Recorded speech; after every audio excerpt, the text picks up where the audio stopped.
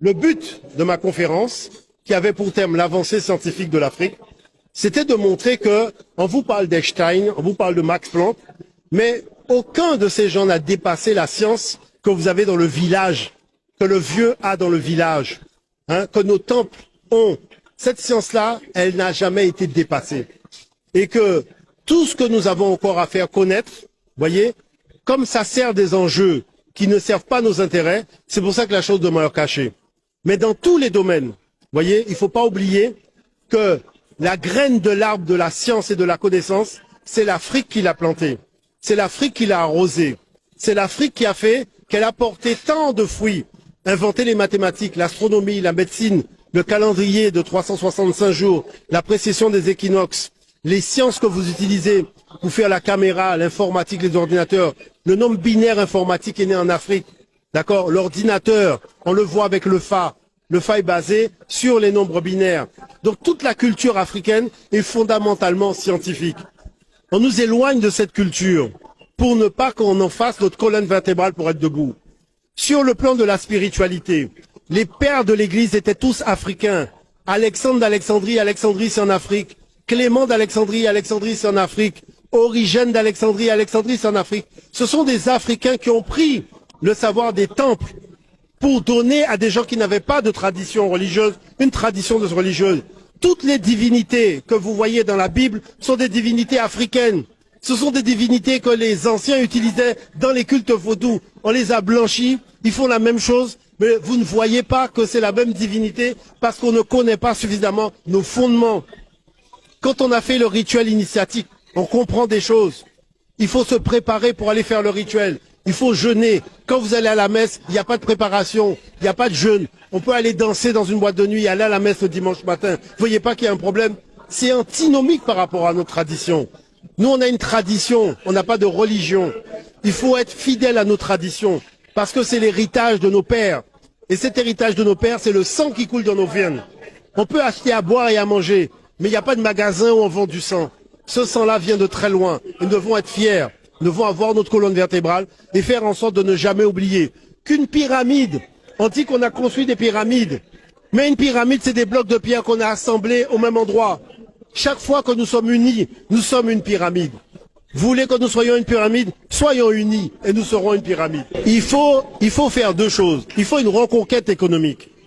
Parce qu'on a cédé trop de terrain sur l'économie. Les boissons dans les magasins sont pratiquement 99% des boissons étrangères. Les jeunes sont là oisifs. Les jeunes doivent pouvoir fabriquer leurs propres boissons. Et il faut faire des jus de plantes. Arrêtez de penser en jus de fruits. Parce que ces exploitations sont trop colossales. Avec les jus de feuilles, les jus de plantes, on peut faire d'excellents jus.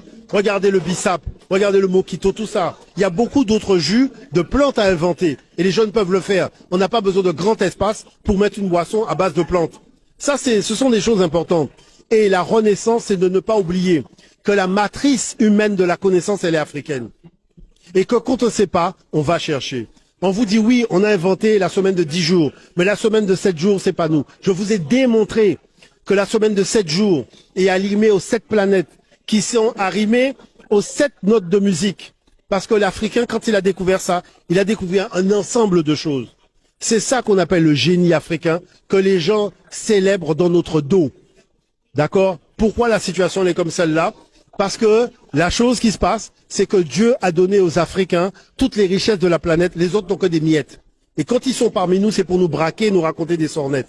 Dieu serait pas bon avec nous, on aurait des divinités du diable et on aurait tout l'or, le pétrole, le coltan, tout ce qu'ils viennent chercher, tout ce qu'ils ont besoin comme énergie pour fonctionner, c'est nous qui l'aurions et Dieu ne nous aurait pas parlé, il serait pas bon avec nous et nos divinités seraient des mauvaises divinités. Mais vous voyez pas qu'il y a un problème? Le gars sort avec son église, il vient te dire que ce que tu fais c'est pas bien, mais en attendant ce que tu as chez toi, il l'a pas chez lui.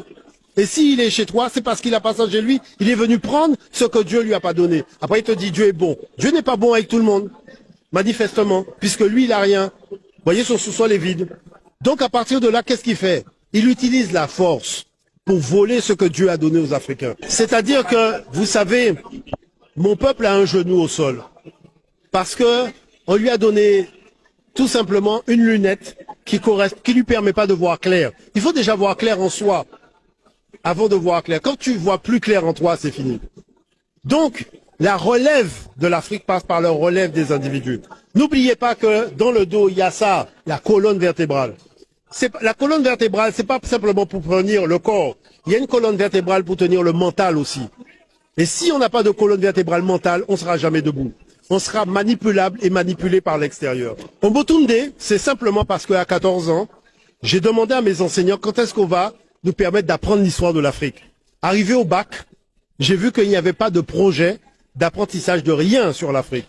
Moi, quand je suis parti faire mes études, je suis allé voir un vieux, je lui ai dit, comment on appelle chez toi un jeune qu'on a voulu faire partir loin de ses ancêtres et qui a dit, laissez-moi tranquille, je reviens vers mes ancêtres. Il m'a dit, dans ma langue Yoruba, ça se dit Omotunde. Donc j'ai dit Omotunde.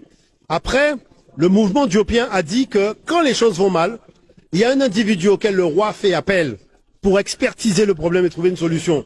Cet individu s'appelle le Kalala. Tu es le Kalala du peuple noir. C'est pour ça que c'est Omotunde Kalala.